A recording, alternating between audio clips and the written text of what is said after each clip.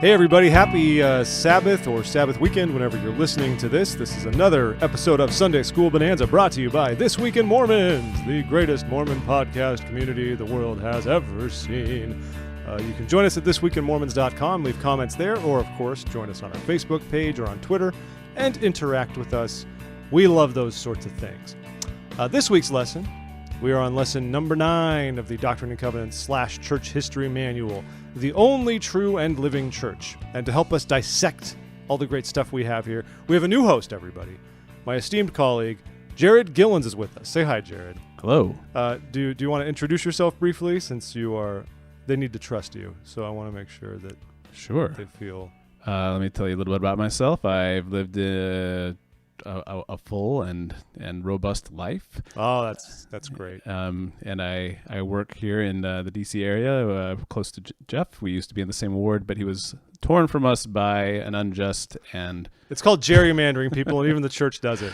Yeah, no, we're fine. Actually, I wouldn't say even the church does it. The church very, very deliberately engages in gerrymandering when it comes to drawing ward boundaries. But we do sustain our leaders. Yeah. But yes, so I've known Jeff for several years now. I'm happy to be on the podcast. We've been trying to put this together for a while, actually, but it's just kind of ships in the night sort of thing. And I guess for my bona fides, I teach Sunday school. I've been doing that for a few years. I teach the Gospel Doctrine class in my ward, and I'm also the Sunday school president. So, that carries some weight. He's legit, folks. So hopefully you all trust me now. He's not messing around. And he was before I was ejected from the ward, he was a very good Sunday school president. Well, I can't speak to it now. I haven't been able to observe him, keep tabs, et cetera, but I think he's okay. Well, thank you, sir.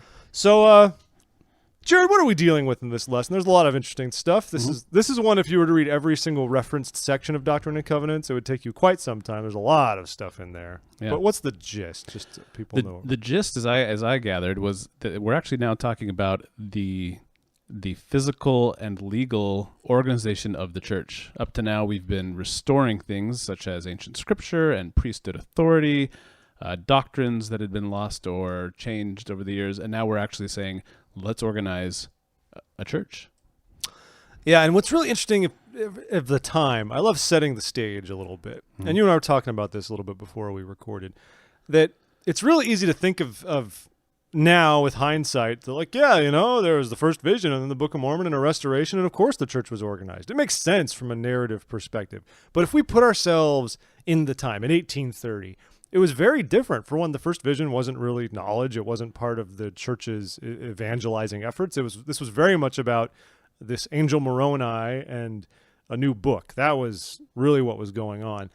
But beyond that, most people weren't thinking much that this was supposed to become some church or some movement. I would say even in the initial process, Joseph Smith wasn't even thinking that. But obviously he and Oliver Cowdery were a little bit more apprised of the Lord's plans. Well, but as you mentioned the first vision, and even Joseph, in more than one of the accounts of the first vision, he admits his intent in going to the Lord was not to say, should I be starting something new? It was just to say, tell me which church to join. Yeah. And he even said it hadn't occurred to me that none of them, the answer would be none of them. So yeah, even from the start, there was not necessarily an intent or a movement, an intentional movement towards church organization.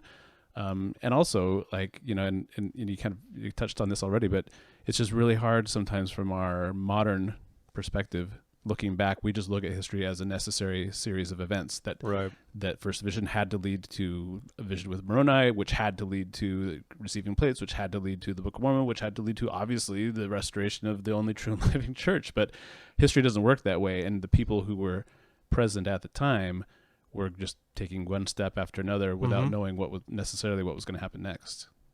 Yeah, which is very interesting. And even after the church is organized, something I love at the time is that Joseph Smith was actually not the great orator of the church. That wasn't really the role he played in the early days of the church. Even Oliver Cowdery was ordained the second elder. We'll get into some of that.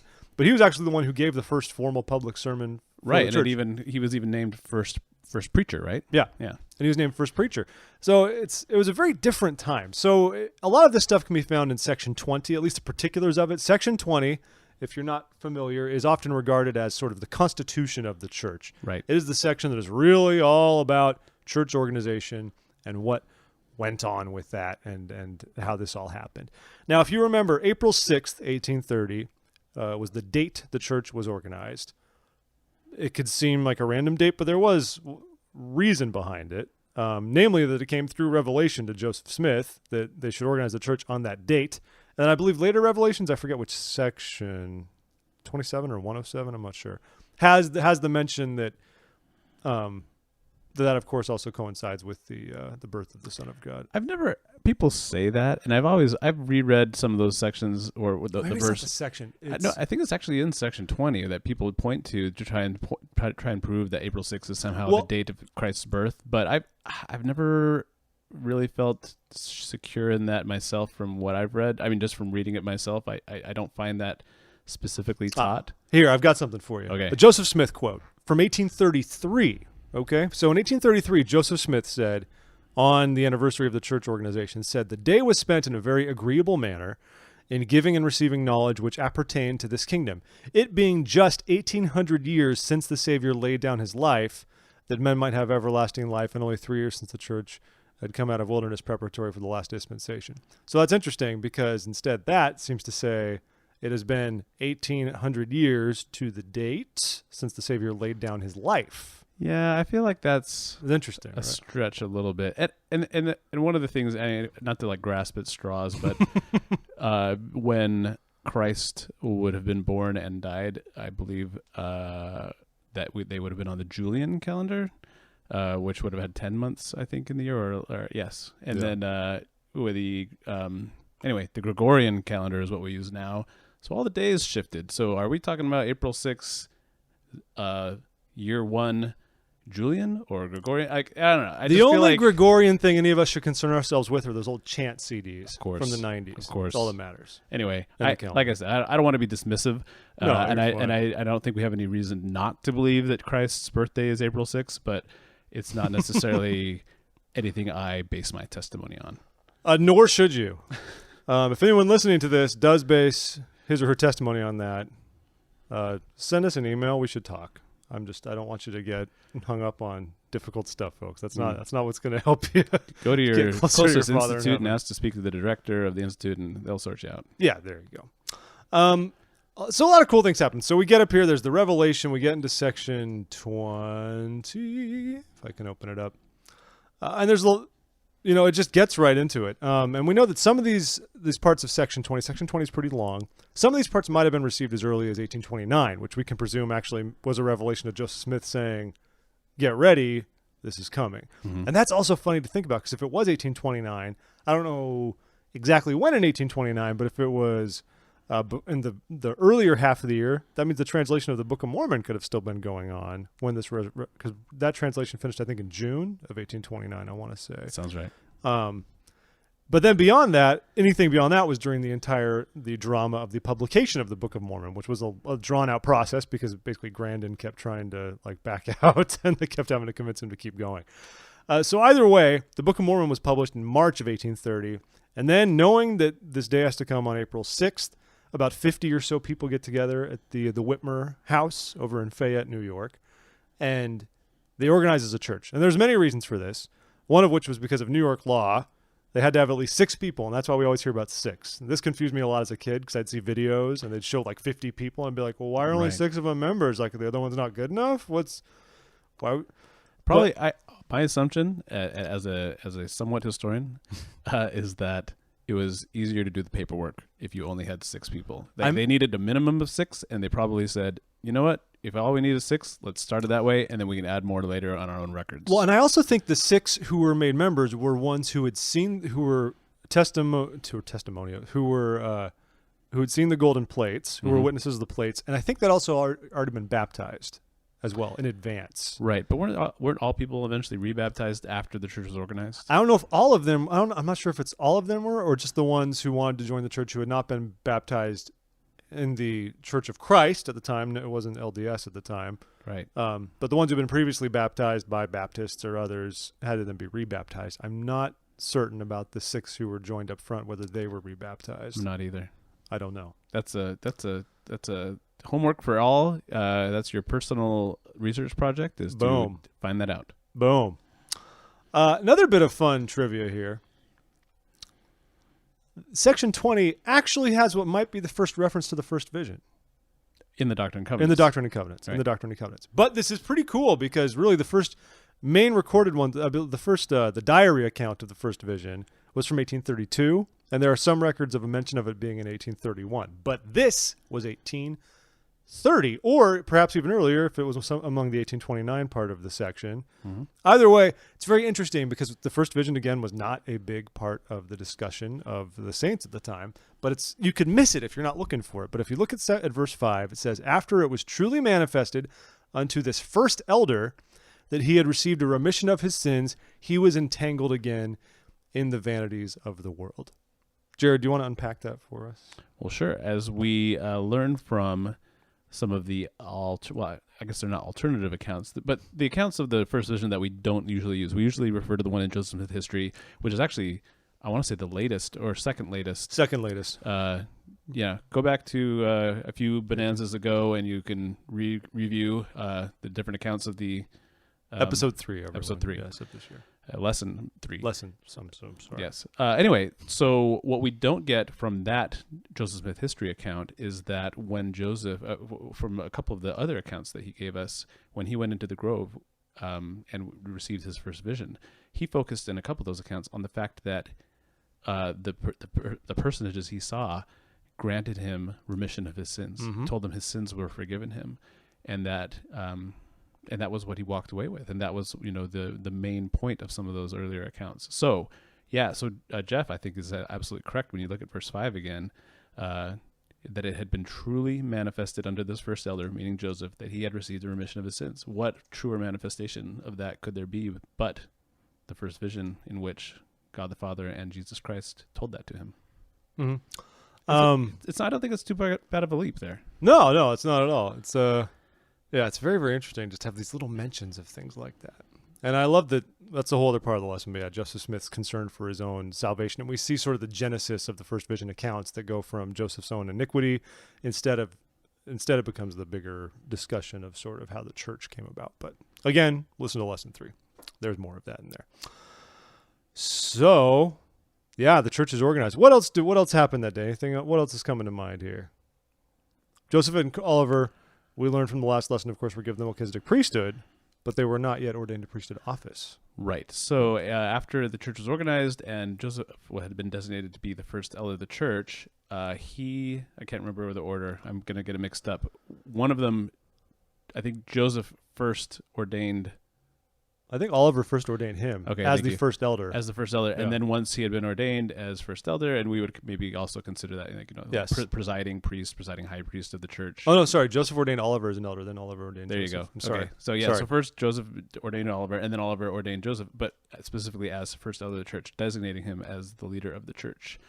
And then also what happened that day, and I think is very significant, is that this is the first, at that meeting in which the church was organized, was also the first administration of the sacrament in the latter days in an organized church of Jesus Christ, of the Church of Jesus Christ Restored, which is significant because this is something that kind of becomes maybe too often said because in that we get too used to hearing it, but is very important to be noted nonetheless. Is that the main focal point of all of our church meetings, our weekly church meetings, is the sacrament, which is.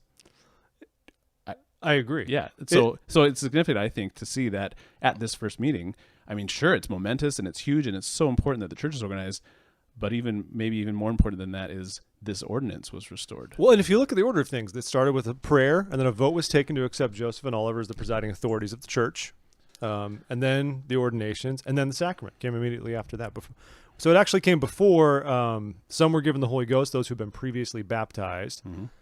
And many other people were also baptized on that day, I guess. So there was the technical organization, and then the meeting broke, and then they baptized other people. Right, and it makes sense they're bestowing the gift of the Holy Ghost, because how can you be confirmed a member of the church if there's no church to be a member of, right? Yeah, it's true. Right, but that's a good point about the sacrament. And I admit, maybe it's callous of me, but when you're in a sacrament meeting and they always say, "Now we'll like to move to the most important part of our meeting," and when they say that every Sunday, part of me says, "Oh, Well, it almost becomes a vain repetition in a way. Almost. It sounds weird for me to say that, right? But do you get what I mean? But what makes it Like, not? I mean, it's repetition for sure. But what makes it not a vain repetition is the fact that it's true, and we should be. That should be not only the focal point of the meeting, but in many ways the focal point of our week. Is that we're all week long.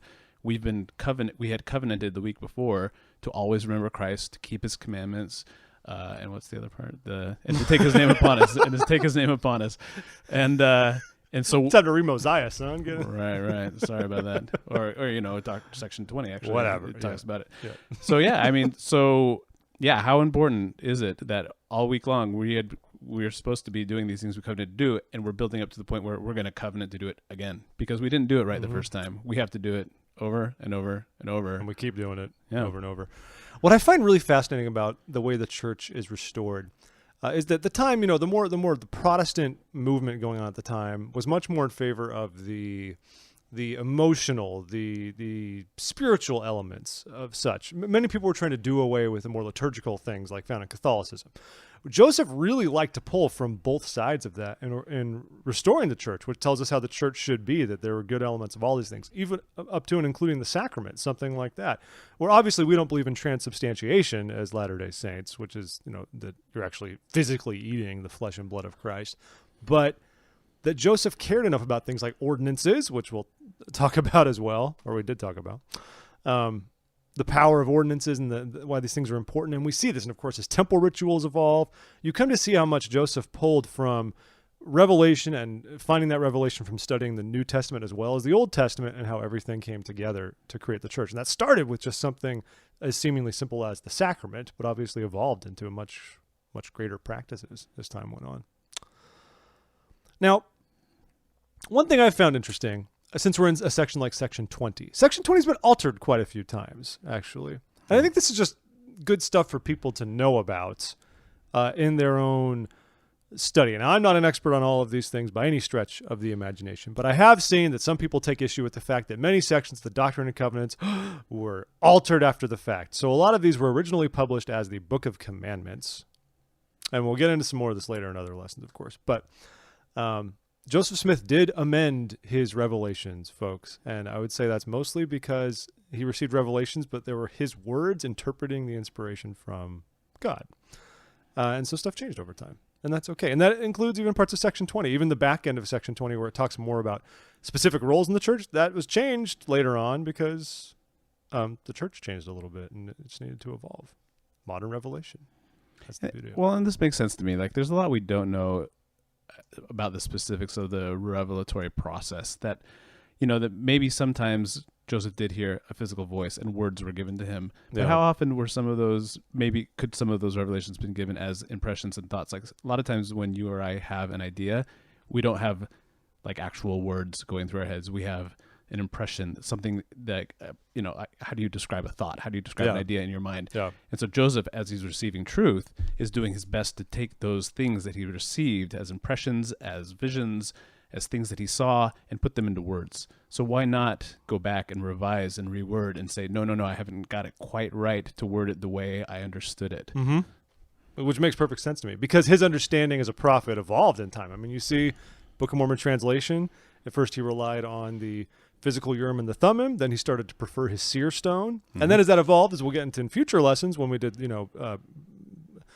Bible translation or Book of Moses, Book of Abraham, most of that came to straight inspiration. Right. And that's it. So clearly he became more confident in himself as a prophet and as a seer to dictate these things. And that same thing applies to revising what he has in the Doctrine and Covenants. Well, we're about out of time, I'm afraid. Jared, thank you for being here. It's been a pleasure. Nice to have you here. Thanks for inviting me. Yeah. Once again, everybody, Lesson 9, the only true and living church. Really encourage you to get into Doctrine and Covenants, Section 20 in particular, and read some of the supplemental materials that are in the lesson if you go on lds.org and check out the lesson. There's a lot of worthwhile stuff in there that'll be of interest to you. But with that being the case, we hope this helps you have a better gospel doctrine experience. And for Jared, I'm Jeff. Sunday School Bonanza is out. Bye-bye.